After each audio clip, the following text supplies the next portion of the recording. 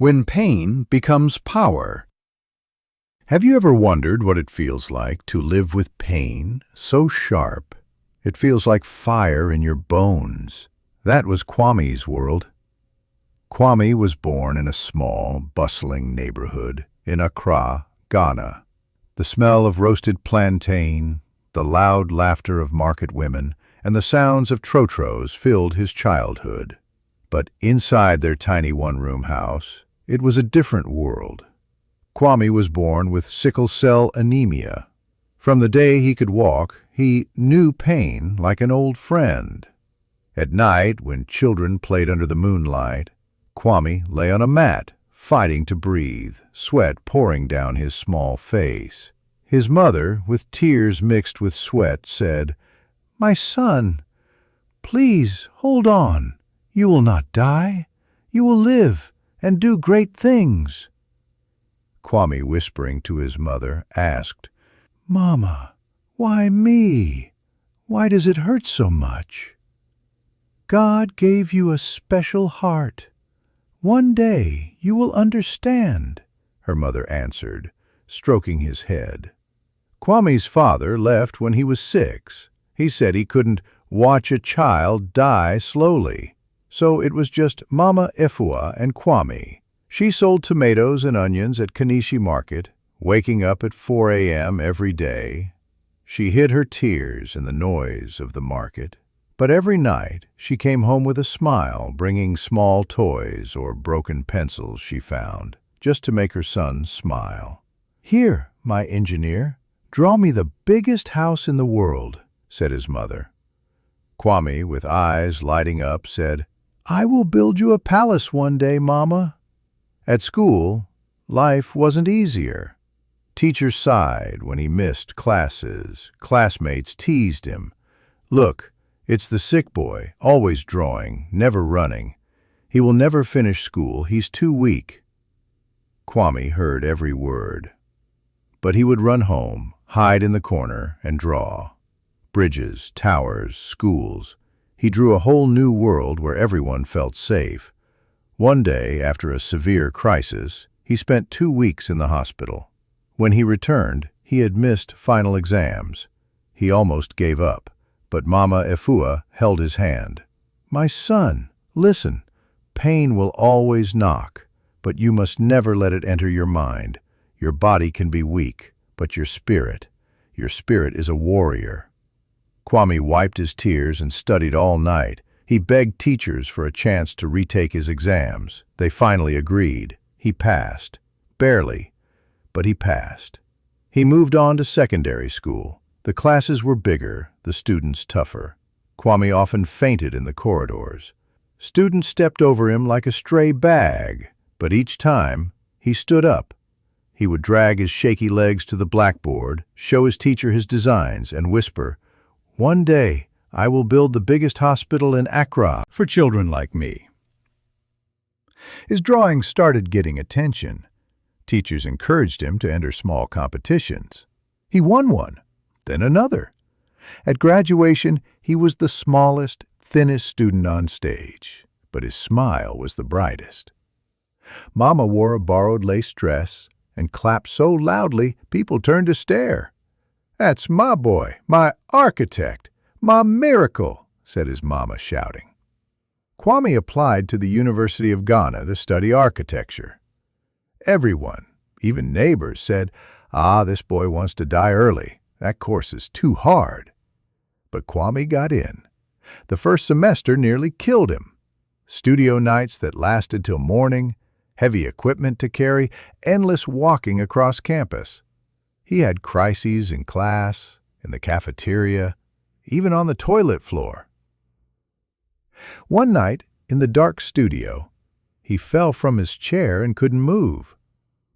"God, if you're really there, just one more chance. Let me finish. Let me help others." A cleaner found him at dawn. They rushed him to the hospital. When he woke up, his mother was sleeping beside him on a plastic chair, her head resting on her market bag. "My son, don't leave me, please." Mama woke up crying. Kwame squeezed her hand.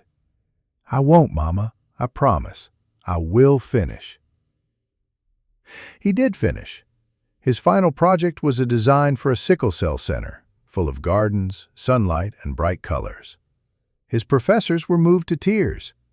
One wrote, "You have designed not just a building, but a place of healing. You are a gift, Kwame."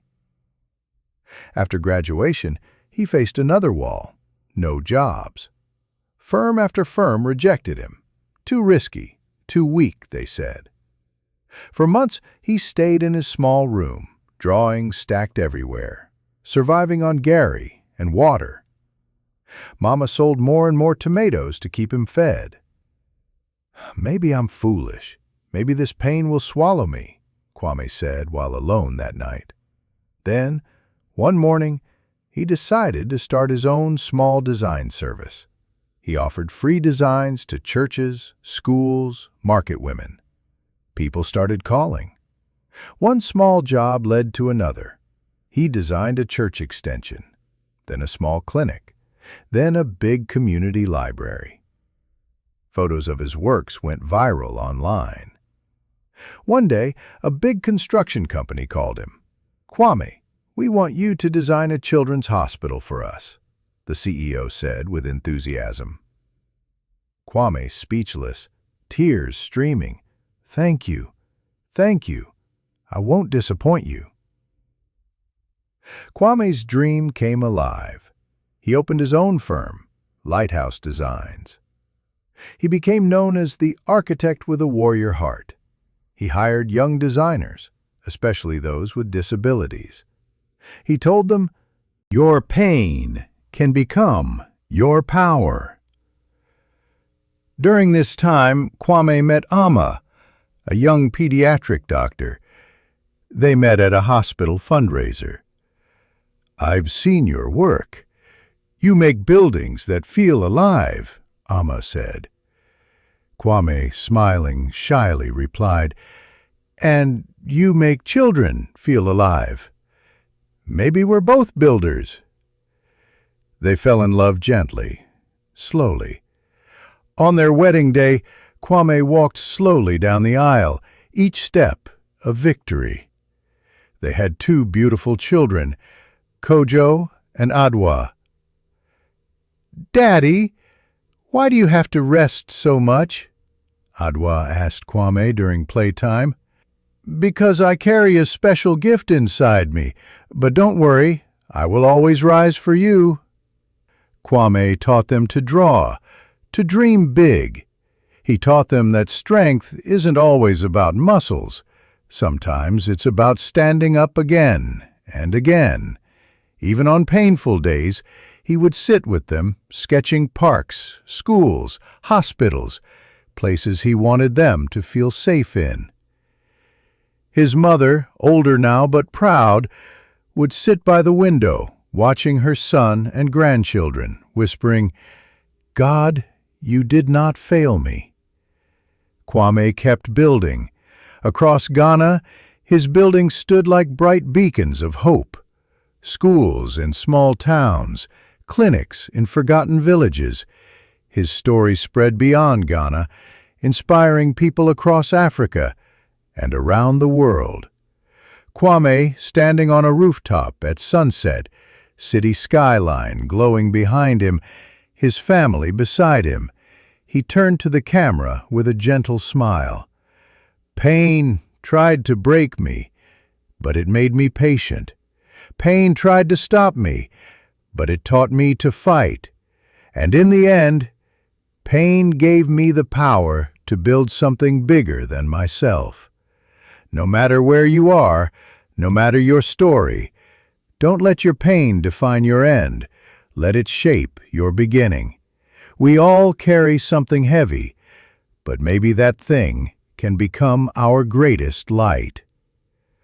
From a tiny room in Accra to hospitals and schools across the country, from pain and doubt to love, family, and legacy, Kwame didn't just survive, he built a new world, a world of hope.